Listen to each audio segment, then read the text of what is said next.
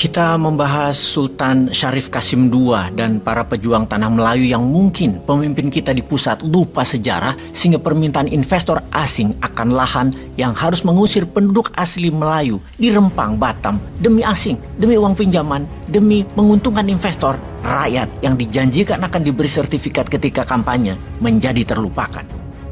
Sultan Syarif Qasim II lahir Desember 1893, dinobatkan jadi Sultan Siak ke-12 dengan gelar yang di Pertuan Besar Syarif Qasim Abdul Jalil Saifuddin. Ketika deklarasi kemerdekaan 17 Agustus 1945, Sultan Syarif Qasim II memutuskan bergabung dengan NKRI. Kemudian atas nama Kesultanan Siak Sri Indrapura, Sultan Syarif Qasim II menyumbang 14 juta gulden Belanda, kurang lebih senilai 100 juta dolar di masa itu, atau senilai yang mungkin setara 50-100 triliun rupiah di masa sekarang. Kemudian Sultan Syarif Qasim II aktif berperan membujuk para Sultan Tanah Melayu lainnya, yaitu yang di Sumatera dari Aceh hingga Lampung, hingga juga Sultan di Tanah Kalimantan agar bergabung dengan NKRI. Pejuang Melayu berikutnya adalah Hang Tuah. Hang Tuah adalah Laksamana Kesultanan Malaka yang menguasai 12 bahasa. Dia pahlawan laut, dia juga ambasador ulung Kesultanan Malaka.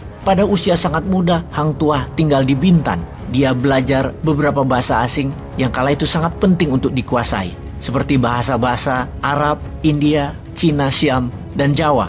Awal kemahiran bahasa Hang Tuah adalah bahasa Arab, kemudian India Tamil, kemudian ke Siam dia belajar bahasa Thai, yang mengajarinya bahasa Siam adalah seorang Tionghoa, yang kemudian Hang Tuah pun belajar bahasa Mandarin, bahasa gurunya tersebut. Karena kerajaan Jawa mulai menguat di Selat Malaka, Hang Tuah pun belajar ke Pulau Jawa. Untuk diplomasi, belajar bahasa Jawa. Sampai akhirnya dia berhasil menguasai total 12 bahasa. Selain belajar banyak bahasa, Hang Tuah jugalah yang mengenalkan bahasa Melayu ke seluruh Nusantara dalam strateginya berdagang dengan para saudagar dari Jawa, Makassar, Ternate, dan banyak wilayah lainnya, yang akhirnya membawa Nusantara berbahasa Melayu, yang kemudian puncaknya di tahun 1928 seluruh kekuatan anak muda bangsa bersama mengatakan berbahasa satu, bahasa Indonesia.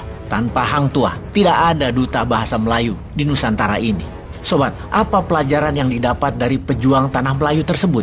Merekalah yang mewarnai dan membentuk negara ini seperti sekarang adanya. Lalu kemudian, mengapa investor asing sekarang lebih disayangi dari para pejuang bangsa dan pejuang negara ini, sehingga turunannya pun diusir dari tanahnya sendiri? Bahkan kalimat siapa yang menghalangi investasi akan dibuldoser, akan dihukum. Mengapa investasi asing jadi penting sekali? Apa sih prinsip investasi itu? Benar, cari untung segede-gedenya. Misalnya ya, jalanan infrastruktur, bangunan tol infrastruktur itu uangnya Tiongkok, teknologinya Tiongkok, pemiliknya Tiongkok tentunya sampai lunas. Yang lunasi rakyat yang menggunakan, yang nyicil sampai investornya profit. Dan kalau sudah profit apa jadi milik negara? Ya tidak, selamanya harus terus membayar kita.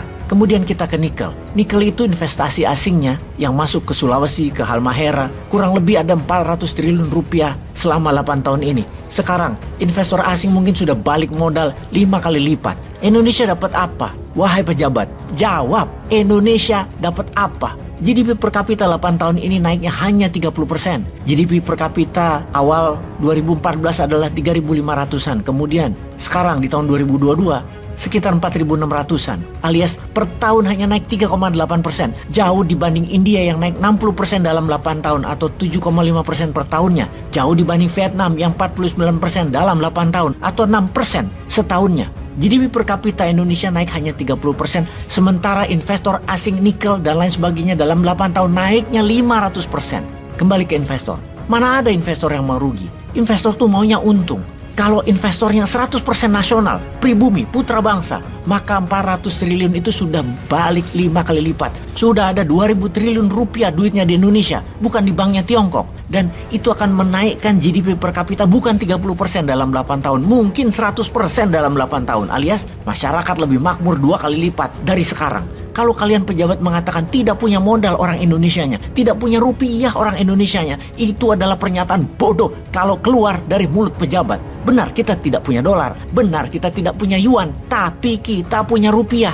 Cetak saja pakai underlay-nya proyek nikel, cetak saja pakai underlay-nya pasir silika untuk buat kaca, nggak usah sini. Bagaimana sih? Hargai rakyat lah, hargai rupiah dan hargai pejuang bangsa sendiri dong. Peace.